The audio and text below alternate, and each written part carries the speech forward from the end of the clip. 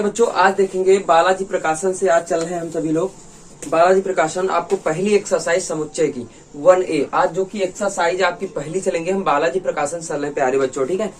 और पहला जो क्वेश्चन है, पहले नंबर का क्वेश्चन देखो आपकी स्क्रीन पे मैंने लिख दिया है। कौन से संग्रह समुच्चय स्पष्ट करते हैं? प्रश्नावली आपकी 1A चल रही है। ओके, चलिएगा आज देखेंगे पूरा विस्तार से, एक एक स्टेप समझेंगे कौन सा इसमें बताना है, कौन सा समुच्चय है अर्थात कौन सा नहीं है। चलिएगा प्यारे बच्चों बताना है। देखो पहला नंबर क्वेश्चन लिखा है भारत के बुद्धिमान खिलाड़ियों का संग्रह। अच्छा, आप लोग बता सकते हैं कि भारत में कितने बुद्धिमान खिलाड़ी हैं? कोई भी बच्चा बता सकता है कि भारत में कितने बुद्धिमान खिलाड़ी हैं? नहीं बता सकता है, क्योंकि बुद्धिमान तो भैया सभी कोई होता है कि नहीं होता, लेकिन बता नहीं सकता कौन बुद्धिमान है कौन नहीं बुद्धिमान है। और जिसे परिभाषित किया जा सके वही आपका समुच्चय होता है। जिसे सुपरिभाषित या परिभाषित किया जा सके वही आपका समुच्चय कहलाता है। यही बताया था पिछली क्लास में। और जिसे परिभाषित ना किया जाए वो समुच्चय नहीं हो सकता।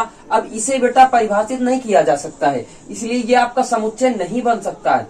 भाई हमें कितना पता है, हम जानते ही नहीं कि कितने बुद्धिमान खिलाड़ी कितने अनपढ़, भाई किसको कह दोगे ना, ठीक है। दूसरा लिखा है भारत में पाए जाने वाले सभी खतरनाक जानवरों का संग्रह। अब कौन से खतरनाक, कुछ पालतू भी होते, कौन से खतरनाक कह दोगे? परिभाषित नहीं कर सकते इसको भी आप, इसका मतलब ये भी आपका समुच्चय नहीं होगा। तीसरे नंबर पे देखते हैं सभी विषम प्राकृत संख्याओं का संग्रह। ये कल ही आपको मैंने बताया था जब तालिका विधि बताई थी। सभी विषम प्राकृत संख्याएं, इसे निर्धारित किया जा सकता है, परिभाषित किया जा सकता है। वे संख्याएं जो 2 से पूर्णतः विभाजित नहीं होती हैं, इसलिए ये आपका हो जाएगा। ओके फ्रेंड्स, चलिएगा अगला चेक करते हैं। कक्षा के सभी सुंदर विद्यार्थियों का संग्रह। भैया कक्षा में क्या सभी सुंदर ही होते हैं? ऐसा तो नहीं है ना, समझदार है आप लोग, समझ जाइए।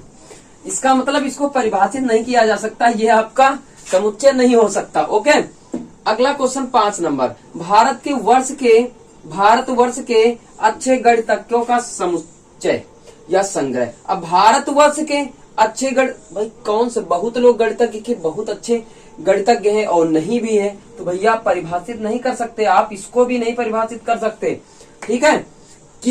अगला है किसी लेखक द्वारा लिखित पुस्तक का संग्रह। हाँ, एक लेखक है कोई, किसी लेखक को आप उठा लीजिएगा और उसके द्वारा पुस्तक जो लिखी जाती है, तो एक लेखक एक ही पुस्तक लिखता है, ठीक है, ये बताया जा सकता है। यानी ये कहा जा सकता है कि जैसे मैंने कोई बुक बनाई तो मैंने लिखा, छापने वाला अलग, उसको बात छोड़ो, मैंने लिखा तो मेरे द्वारा लिखी गई, ठीक है, ये बताया जा रहा है। इसका मतलब सिर्फ एक ही आदमी है, सुपरिभाषित किया जा सकता है कि फलाने ये। ओके, अब इसका एक पार्ट देखा, अब दूसरा पार्ट देखेंगे बच्चों, ठीक है, उसको भी दूसरा पार्ट अब देखेंगे इसका, यानी दूसरा नंबर क्वेश्चन देखेंगे प्यारे बच्चों। ओके प्यारे बच्चों देखिएगा, ये दूसरा नंबर क्वेश्चन है बालाजी प्रकाशन से, दूसरा पहली एक्सरसाइज का दूसरा क्वेश्चन, जिसे आपको सारणीबद्ध या टेबुलर मेथड से आपको लिखना है। ये आपके दूसरे में 8 क्वेश्चन है, 8 को लिखना है। चलिएगा पहला क्वेश्चन पढ़ते हैं। लिखा है A1 बराबर X सच दैट X अंग्रेजी वर्णमाला में ई से पूर्व आने वाले अक्षर है। किस भाषा में लिखना है? सारणीबद्ध। मैं इसी के आगे लिखे देता हूं प्यारे बच्चों, ठीक है। क्या लिखेंगे? A1 बराबर क्या कह रहा, ई से पूर्व यानी पहले A, B, C, D, ठीक है, ये आपका आ जाएगा। ओके, दिख रहा है ना। चलिए प्यारे बच्चों एक बार लाइक शेयर कमेंट करके बता दिया करो कि सर जी समझ में आ रहा कि नहीं आ रहा। प्लीज सपोर्ट मी, आप सपोर्ट करो प्लीज मेरा, ठीक है। ज्यादा से ज्यादा पूरा वीडियो देखो और समझो, लिखते जाइएगा, नोट्स बनाते जाइएगा और लाइक शेयर कमेंट करिए, प्लीज मेरा सपोर्ट करें, ठीक है। आप दूसरा लिखा सेट शब्द के अक्षरों का समुच्चय, तो यहां हो जाएगा A2 बराबर पुनरावृत्ति नहीं होगी, यस E, T, ठीक है, ये हो जाएगा, पुनरावृत्ति नहीं करेंगे, डबल बार है सारा। A3 में लिखा है,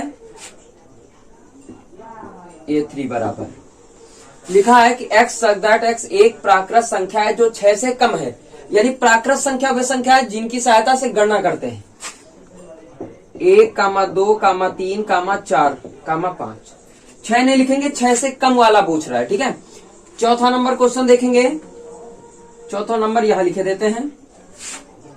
कह रहा है A4 लिख लो यहां से बराबर मझला ब्रेकेट।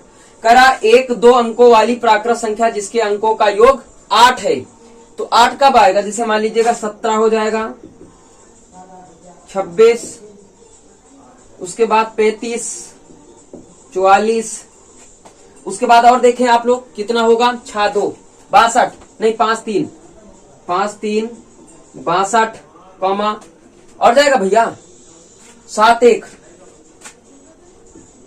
8 0। अब इसके आगे हमारे हिसाब से नहीं जा सकता, बाकी आप लोग समझदार हैं। 3 3 6 2 8 आप लोग देख लीजिएगा 8 ही बार 8 मतलब अंकों का योग 8 आएगा ना, ये बार चेक कर लीजिएगा। अगर कोई दिक्कत हो तो बता दीजिएगा प्लीज मेरे प्यारे बच्चों। आप देखिएगा अगला क्वेश्चन, ये A5 लिखा है एक पूर्ण वर्ग संख्या जो 50 से छोटा है, 1 4 3 पूर्ण वर्ग पूछ रहा ना, 9 क्या कह रहे हैं, हाँ 7 7 49 7 कम मिलेगा आपको। एक पूर्ण वर्ग संख्या पूछ रहा है, 50 से कम होना चाहिए, 50 से कम होना चाहिए। तो जैसे मान लीजिएगा 4 है आपका, 2 दूनी 4 9 16 पूर्ण वर्ग है ना, ठीक है। 16 25, उसके बाद 6 का वर्ग 36, 7 का 49 पूर्ण वर्ग, ठीक है। 1 का स्क्वायर 1, 2 का स्क्वायर 4 हो जाता है, 3 का स्क्वायर 9 हो जाता है, और 4 का 16, 5 का 25, 6 का 36, 7 का 49, 50 से कम पूर्ण वर्ग हो गया। ये 6ठा नंबर क्वेश्चन क्या कह रहा है, A6 कह रहा है कि x such that x square बराबर 4 x एक वास्तविक संख्या है। तब देखो भाई यहां अगर 2 रखेंगे तो 2 की 2 हो जाएगा, 4 आ जाएगा, -2 रखेंगे तब भी आ जाएगा, तो 2 कामा -2 रखेंगे, घात सम लगी है तो प्लस में चला जाएगा। 7वां नंबर क्वेश्चन है S7 कह रहा है x सच दैट x एक प्राकृत संख्या है जो 6 का गुणक है और 399 से कम है, इसका स्क्वायर। तो 6 उठा लो पहले, 6 कामा 12 कामा 18। अब देखो 6 का वर्ग करोगे 36 कम है, 12 का वर्ग 144 कम है, 18 का 324 कम है। आगे जाएंगे तो बढ़ जाएगा फिर, ठीक है। बस इतना रखिए। A8 इसके गुणनखंड आप सभी लोग कर लेंगे, कितना आएगा, 2 3 6 आएगा ना, माइनस के 2 3 6 आएंगे, तो प्लस में गुणनखंड अगर बनेगा तो प्लस में चले जाएंगे, तो कितना आ जाएगा, 2 कामा 3 आ जाएगा आपका उत्तर। गुणनखंड आप लोग कर लीजिएगा।